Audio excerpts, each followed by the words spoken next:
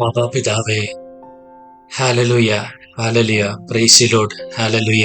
ശുദ്ധ മത്തായിയുടെ സുവിശേഷം 19-20 അധ്യായങ്ങൾ. വിവാഹമോചനത്തെ സംബന്ധിച്ച് ഈ വാക്കുകൾ അവസാനിപ്പിച്ച ശേഷം യേശു ഗലീല വിട്ട് ജോർദാൻ അക്കരെ യൂദായുടെ അതിർത്തിയിലെത്തി. വലിയ ജനക്കൂട്ടങ്ങൾ അവനെ അനുഗമിക്കുകയും അവൻ അവിടെ വെച്ച് അവരെ സുഖപ്പെടുത്തുകയും ചെയ്തു. ഫരിസേയർ അടുത്തു ചെന്ന് അവനെ പരീക്ഷിച്ചുകൊണ്ട് ചോദിച്ചു, ഏതെങ്കിലും കാരണത്താൽ ഒരുവൻ ഭാര്യയെ ഉപേക്ഷിക്കുന്നത് നിയമാനുസൃതമാണോ? അവൻ മറുപടി പറഞ്ഞു, സ്രഷ്ടാവ് ആദ്യം മുതലേ അവരെ പുരുഷനും സ്ത്രീയുമായി സൃഷ്ടിച്ചു എന്നും ഇക്കാരണത്താൽ പുരുഷൻ പിതാവിനെയും മാതാവിനെയും വിട്ട് ഭാര്യയോട് ചേർന്നിരിക്കും, അവർ ഇരുവരും ഏക ശരീരമായി തീരും എന്ന് അവിടുന്ന് അരുളി ചെയ്തിട്ടുണ്ടെന്ന് നിങ്ങൾ വായിച്ചിട്ടില്ലേ? തന്മൂലം പിന്നീടൊരിക്കലും അവർ രണ്ടല്ല, ഒറ്റ ശരീരമായിരിക്കും. ആകയാൽ ദൈവം യോജിപ്പിച്ചത് മനുഷ്യൻ വേർപെടുത്താതിരിക്കട്ടെ. അവർ അവനോട് ചോദിച്ചു, അങ്ങനെയെങ്കിൽ ഉപേക്ഷാപത്രം നൽകി ഭാര്യയെ ഉപേക്ഷിക്കാമെന്ന് മോശ വിധിച്ചതെന്തുകൊണ്ട്? അവൻ പറഞ്ഞു, നിങ്ങളുടെ ഹൃദയകാഠിന്യം നിമിത്തമാണ് ഭാര്യയെ ഉപേക്ഷിക്കാൻ മോശ നിങ്ങൾക്ക് അനുമതി നൽകിയത്. ആദ്യം മുതലേ അങ്ങനെയായിരുന്നില്ല. എന്നാൽ ഞാൻ നിങ്ങളോട് പറയുന്നു, പരസംഗം മൂലം അല്ലാതെ മറ്റേതെങ്കിലും കാരണത്താൽ ഭാര്യയെ ഉപേക്ഷിച്ച് മറ്റൊരാളെ വിവാഹം ചെയ്യുന്നവൻ വ്യഭിചാരം ചെയ്യുന്നു. ശിഷ്യന്മാർ അവനോട് പറഞ്ഞു, ഭാര്യ-ഭർതൃബന്ധം ഇത്തരത്തിലുള്ളതെങ്കിൽ വിവാഹം ചെയ്യാതിരിക്കുന്നതാണല്ലോ ഭേദം.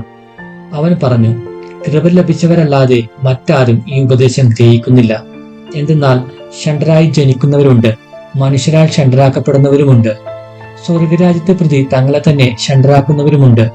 ഗ്രഹിക്കാൻ കഴിവുള്ളവൻ ഗ്രഹിക്കട്ടെ. ശിശുക്കളെ അനുഗ്രഹിക്കുന്നു. യേശു കൈകൾ വെച്ച് പ്രാർത്ഥിക്കുന്നതിനു വേണ്ടി ചിലർ ശിശുക്കളെ അവന്റെ അടുത്ത് കൊണ്ടുവന്നു. ശിഷ്യന്മാർ അവരെ ശകാരിച്ചു. എന്നാൽ അവൻ പറഞ്ഞു, ശിശുക്കളെ എന്റെ അടുത്ത് വരാൻ അനുവദിക്കുവിൻ, അവരെ തടയരുത്, എന്തെന്നാൽ സ്വർഗരാജ്യം അവരെ പോലെയുള്ളവരുടേതാണ്. അവൻ അവരുടെ മേൽ കൈകൾ വെച്ച ശേഷം അവിടെ നിന്ന് പോയി. ധനികനായ യുവാവ് ഒരാൾ അവനെ സമീപിച്ച് ചോദിച്ചു, ഗുരു, നിത്യജീവൻ പ്രാപിക്കാൻ ഞാൻ എന്ത് നന്മയാണ് പ്രവർത്തിക്കേണ്ടത്? അവൻ പറഞ്ഞു, നന്മയെപ്പറ്റി നീ എന്നോട് ചോദിക്കുന്നത് എന്തിന്? നല്ലവൻ ഒരുവൻ മാത്രം. ജീവനിൽ പ്രവേശിക്കാൻ അഭിലഷിക്കുന്നുവെങ്കിൽ പ്രമാണങ്ങൾ അനുസരിക്കുക. അവൻ ചോദിച്ചു, ഏതെല്ലാം? യേശു പ്രതിവചിച്ചു, കൊല്ലരുത്, വ്യഭിചാരം ചെയ്യരുത്, മോഷ്ടിക്കരുത്, കള്ളസാക്ഷ്യം നൽകരുത്, പിതാവിനെയും മാതാവിനെയും ബഹുമാനിക്കുക, നിന്നെപ്പോലെ നിന്റെ അയൽക്കാരനെ സ്നേഹിക്കുക. ആ യുവാവ് ചോദിച്ചു, ഇവയെല്ലാം ഞാൻ അനുസരിച്ചിട്ടുണ്ട്, ഇനിയും എന്താണ് എനിക്ക് കുറവ്? യേശു പറഞ്ഞു, നീ പൂർണ്ണനാകാൻ ആഗ്രഹിക്കുന്നെങ്കിൽ പോയി നിനക്കുള്ളതെല്ലാം വിറ്റ് ദരിദ്രർക്ക് കൊടുക്കുക. അപ്പോൾ സ്വർഗത്തിൽ നിനക്ക് നിക്ഷേപമുണ്ടാകും. പിന്നെ വന്ന് എന്നെ അനുഗമിക്കുക. ഈ വചനം കേട്ട് ആ യുവാവ് സങ്കടത്തോടെ തിരിച്ചുപോയി. അവന് വളരെയേറെ സമ്പത്തുണ്ടായിരുന്നു. യേശു ശിഷ്യന്മാരോട് അരുൾ ചെയ്തു, സത്യമായി ഞാൻ നിങ്ങളോട് പറയുന്നു, ധനവാന് സ്വർഗരാജ്യത്തിൽ പ്രവേശിക്കുക ദുഷ്കരമാണ്. വീണ്ടും ഞാൻ നിങ്ങളോട് പറയുന്നു, ധനവാൻ സ്വർഗരാജ്യത്തിൽ പ്രവേശിക്കുന്നതിനേക്കാൾ എളുപ്പം ഒട്ടകം സൂചിക്കുഴലിലൂടെ കടക്കുന്നതാണ്. ശിഷ്യന്മാർ ഇത് കേട്ട് വിസ്മയഭരിതരായി അവനോട് ചോദിച്ചു, അങ്ങനെയെങ്കിൽ രക്ഷപ്പെടാൻ ആർക്ക് സാധിക്കും? യേശു അവരെ നോക്കി പറഞ്ഞു, മനുഷ്യർക്ക് ഇത് അസാധ്യമാണ്, എന്നാൽ ദൈവത്തിന് എല്ലാം സാധ്യമാണ്. അപ്പോൾ പത്രോസ് പറഞ്ഞു, ഇതാ, ഞങ്ങൾ എല്ലാം ഉപേക്ഷിച്ച് നിന്നെ അനുഗമിച്ചിരിക്കുന്നു, ഞങ്ങൾക്ക് എന്താണ് ലഭിക്കുക? യേശു അവരോട് പറഞ്ഞു, സത്യമായി ഞാൻ നിങ്ങളോട് പറയുന്നു, പുനർജീവിതത്തിൽ മനുഷ്യപുത്രൻ തന്റെ മാതൃത്വത്തിന്റെ സിംഹാസനത്തിൽ ഉപവിഷ്ടനാകുമ്പോൾ എന്നെ അനുഗമിച്ച നിങ്ങൾ ഇസ്രായേലിലെ 12 ഗോത്രങ്ങളെ വിധിച്ചുകൊണ്ട് 12 സിംഹാസനങ്ങളിൽ ഇരിക്കും. എന്റെ നാമത്തെ പ്രതി ഭവനത്തെയോ സഹോദരന്മാരെയോ സഹോദരികളെയോ പിതാവിനെയോ മാതാവിനെയോ മക്കളെയോ വയലുകളെയോ പരിത്യജിക്കുന്ന ഏതൊരുവനും 100 ഇരട്ടി ലഭിക്കും. അവൻ നിത്യജീവൻ അവകാശമാക്കുകയും ചെയ്യും. എന്നാൽ മുമ്പന്മാർ പലരും പിൻപന്മാരും പിൻപന്മാർ മുമ്പന്മാരുമാകും. മുന്തിരിത്തോട്ടത്തിലെ ജോലിക്കാർ 20 അധ്യായം.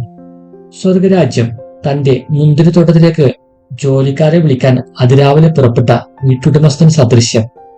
ദിവസം 1 ധനാറ വീതം വേതനം നൽകാമെന്ന കരാറിൽ അവൻ അവരെ മുന്തിരിത്തോട്ടത്തിലേക്ക് അയച്ചു.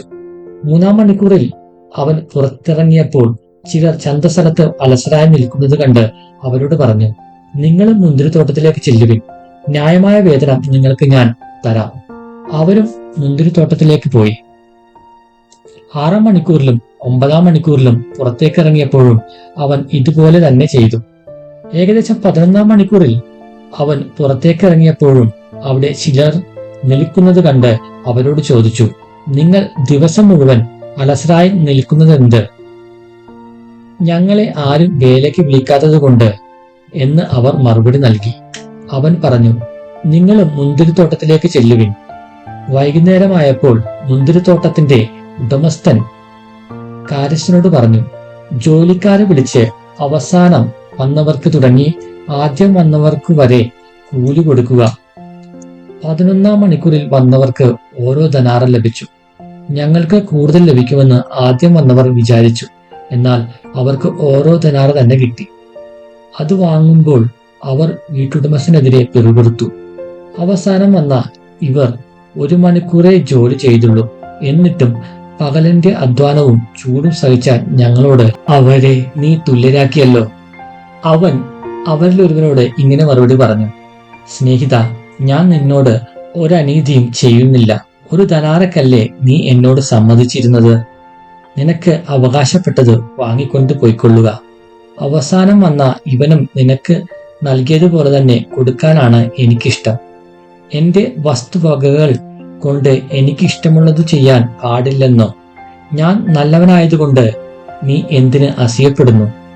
ഇപ്രകാരം പിൻപന്മാർ മുമ്പന്മാരും മുമ്പന്മാർ പിൻപന്മാരുമാകും. പീഡാനുഭവവും ഉദ്ധാനവും. 3-ാം പ്രവചനം. യേശു തന്റെ 12 പേരെ മാത്രം കൂട്ടിക്കൊണ്ട് ജെറുസലേമിലേക്ക് യാത്ര ചെയ്യുമ്പോൾ വഴിയിൽ വെച്ച് അരുൾ ചെയ്തു, ഇതാ നമ്മൾ ജെറുസലേമിലേക്ക് പോകുന്നു. മനുഷ്യപുത്രൻ പ്രധാന പുരോഹിതന്മാർക്കും നിയമജ്ഞർക്കും ഏൽപ്പിക്കപ്പെടും. അവർ അവനെ മരണത്തിന് വിധിക്കുകയും വിജാതിയർക്ക് ഏൽപ്പിച്ചു കൊടുക്കുകയും ചെയ്യും. അവർ അവനെ പരിഹസിക്കുകയും പ്രഹരിക്കുകയും ക്രൂശിക്കുകയും ചെയ്യും. എന്നാൽ 3-ാം ദിവസം അവൻ ഉയർപ്പിക്കപ്പെടും. സെബദീപുത്രന്മാരുടെ അഭ്യർത്ഥന. അപ്പോൾ സെബദീപുത്രന്മാരുടെ മാതാവ് തന്റെ പുത്രന്മാരോടുകൂടി വന്ന് അവന്റെ മുമ്പിൽ യാചനാപൂർവം പ്രണമിച്ചു. അവൻ അവളോട് ചോദിച്ചു, നിനക്ക് എന്താണ് വേണ്ടത്? അവൾ പറഞ്ഞു, നിന്റെ രാജ്യത്തിൽ എന്റെ ഈ 2 പുത്രന്മാരിൽ ഒരുവൻ നിന്റെ വലതുവശത്തും അപരൻ ഇടതുവശത്തും ഇരിക്കുന്നതിന് കൽപ്പിക്കണമേ. യേശു മറുപടി നൽകി, നിങ്ങൾ ചോദിക്കുന്നത് എന്താണെന്ന് നിങ്ങൾ അറിയുന്നില്ല. ഞാൻ കുടിക്കാൻ പോകുന്ന പാനപാത്രം കുടിക്കാൻ നിങ്ങൾക്ക് കഴിയുമോ? അവർ പറഞ്ഞു, ഞങ്ങൾക്ക് കഴിയും. അവൻ അവരോട് പറഞ്ഞു, എന്റെ പാനപാത്രം തീർച്ചയായും നിങ്ങൾ കുടിക്കും. എന്നാൽ എന്റെ വലതുവശത്തും ഇടതുവശത്തും ഇരിക്കാനുള്ള വരം നിങ്ങൾക്ക് നൽകേണ്ടത് ഞാനല്ല, അത് എന്റെ പിതാവ് ആർക്കു വേണ്ടി സജ്ജമാക്കിയിരിക്കുന്നുവോ അവർക്കുള്ളതാണ്. ഇത് കേട്ടപ്പോൾ ബാക്കി 10 പേർക്കും ആ 2 സഹോദരന്മാരോട് അമർഷം തോന്നി. എന്നാൽ യേശു അവരെ അടുത്തു വിളിച്ച് പ്രകാരം പറഞ്ഞു, വിജാതിയരുടെ ഭരണകർത്താക്കൾ അവരുടെ മേൽ യജമാനത്വം പുലർത്തുന്നുവെന്നും അവരുടെ പ്രമാണികൾ അവരുടെ മേൽ അധികാരം പ്രയോഗിക്കുന്നുവെന്നും നിങ്ങൾക്കറിയാമല്ലോ. എന്നാൽ നിങ്ങളുടെ ഇടയിൽ അങ്ങനെയാകരുത്.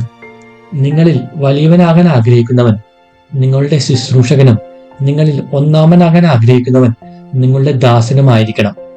ശുശ്രൂഷിക്കപ്പെടാനല്ല, ശുശ്രൂഷിക്കാനും അനേകരുടെ മോചനദ്രവ്യമായി സ്വജീവൻ കൊടുക്കാനും മനുഷ്യപുത്രൻ വന്നിരിക്കുന്നത് പോലെ തന്നെ. അന്ധന്മാർക്ക് കാഴ്ച. അവൻ ജെരീക്കോയിൽ നിന്ന് യാത്ര പുറപ്പെട്ടപ്പോൾ ഒരു വലിയ ജനക്കൂട്ടം അവനെ അനുഗമിച്ചു. യേശു ആ വഴി കടന്നു പോകുന്നു എന്ന് കേട്ടപ്പോൾ വഴിയരികിലിരുന്ന 2 അന്ധന്മാർ ഉച്ചത്തിൽ നിലവിളിച്ചു, കർത്താവേ, ദാവീദിന്റെ പുത്ര, ഞങ്ങളിൽ കനിയണമേ. മിണ്ടാതിരിക്കാൻ പറഞ്ഞുകൊണ്ട് ജനക്കൂട്ടം അവരെ ശാസിച്ചു. അവരാകട്ടെ, കർത്താവേ, ദാവീദിന്റെ പുത്ര, ഞങ്ങളിൽ കനിയണമേ എന്ന് കൂടുതൽ ഉച്ചത്തിൽ നിലവിളിച്ചു പറഞ്ഞു. യേശു അവിടെ നിന്ന് അവരെ വിളിച്ചു ചോദിച്ചു, ഞാൻ നിങ്ങൾക്ക് എന്തു ചെയ്യണമെന്നാണ് നിങ്ങൾ ആഗ്രഹിക്കുന്നത്? അവർ പറഞ്ഞു, കർത്താവെ, ഞങ്ങൾക്ക് കണ്ണുകൾ തുറന്നു കിട്ടണം. യേശു ഉള്ളലിഞ്ഞ് അവരുടെ കണ്ണുകളിൽ സ്പർശിച്ചു. തൽക്ഷണം അവർക്ക് കാഴ്ച കിട്ടി. അവരും അവനെ അനുഗമിച്ചു. Hallelujah, praise the Lord, hallelujah, praise the Lord, hallelujah.